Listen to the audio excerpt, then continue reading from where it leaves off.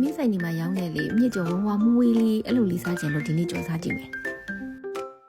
မြစ်ကကြိုက်လဲကြိုက်တယ်လွယ်လဲလွယ်တယ်ဆိုတော့ကြတော့ခဏခဏတော့ကြော်စားဖြစ်တယ်တယောက်စားလဲဆိုတော့တစ်ခါစားလေးကြော်စားကြည့်မယ်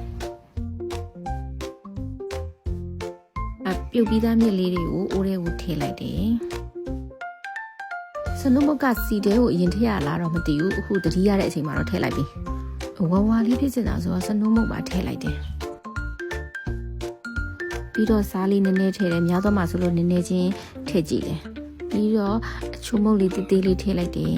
မြစ်ကပြုတ်ထားတာဆိုတော့ကြက်လွယ်တယ်ပေါ့နော်ကြက်တဲ့အချိန်မှာငရုတ်တီးနဲ့ကြက်သွန်ပြူထောင်းထားတာထည့်တယ်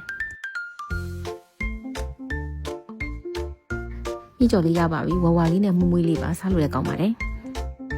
ကြောတာလည်းမြန်နေ9မိနစ်လောက်လေးပဲတယောက်တည်းဆိုတော့ကိုကချက်ကွက်ကိုစားပါပဲစားပါပြီ